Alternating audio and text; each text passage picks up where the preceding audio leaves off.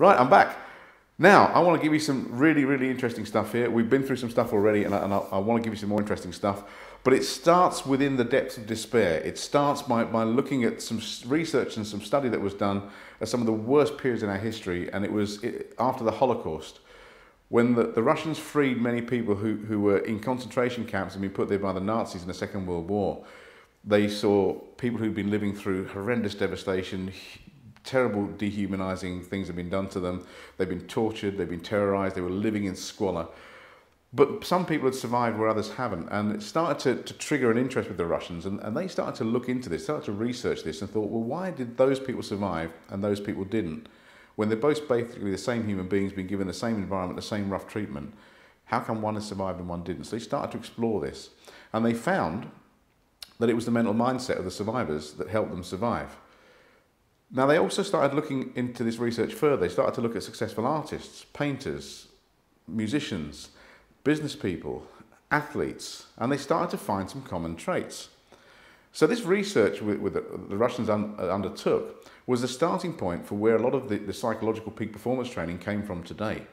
Now, in the West, back in that era, people were still obviously training, but they would train, and if they weren't performing it to their optimum level, their coach or their trainer would give them a bit of a pep talk, and that was about as far as it went. In fact, it still happens today.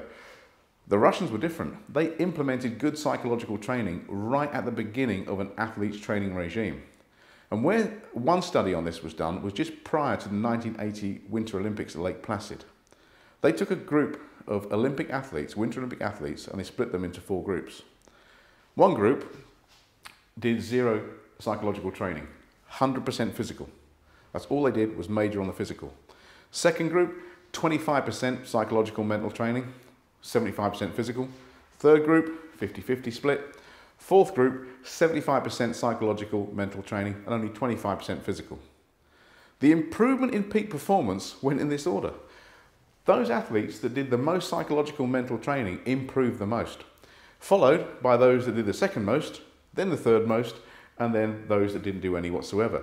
So what this survey proved, this research showed, was that at peak performance, those athletes that focused more on the psychological aspect improved the most. Now, this has been known for years in NLP circles and in psychology circles, but bizarrely it's not used.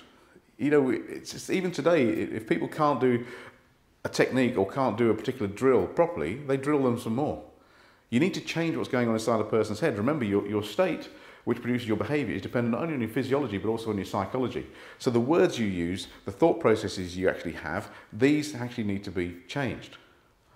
Now, one example of this, one person who did this was Roger Bannister in 1954. He broke the 4-minute mile.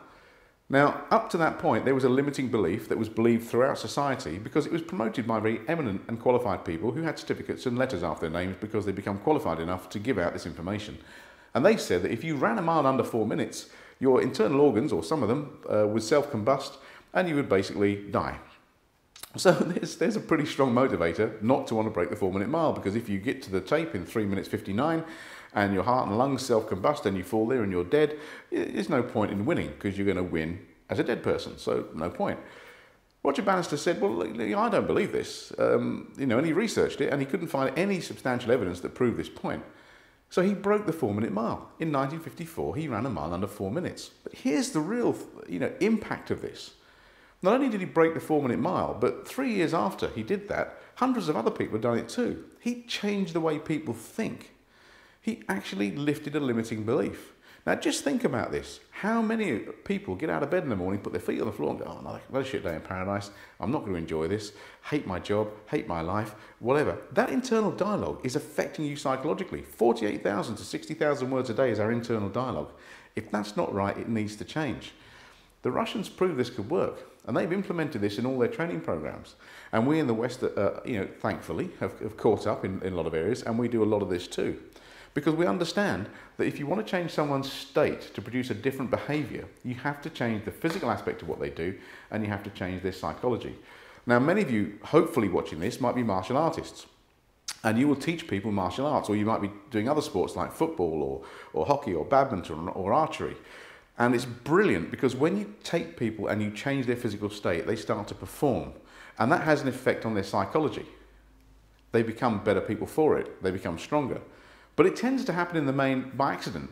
The physical bit, we know what to do, and the psychological bit is like a byproduct. You know, they become more confident as a result of doing the physical.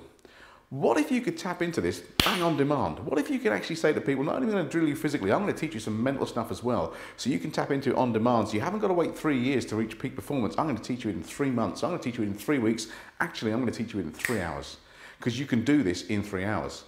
Now, we've been implementing this into our training programs for years, sometimes subversively. People don't know we're doing it, but we do it all the same.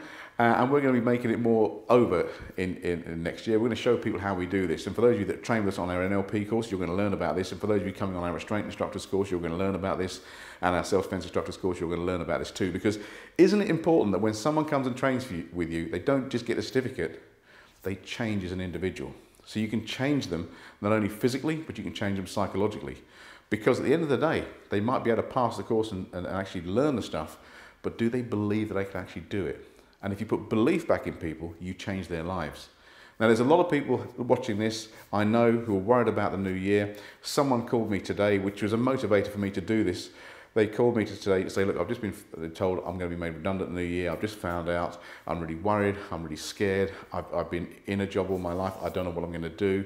And this is where, going back to Dawes' hierarchy of needs, they've relied on their environment so heavily that it's now affecting their behaviour and affecting what they believe.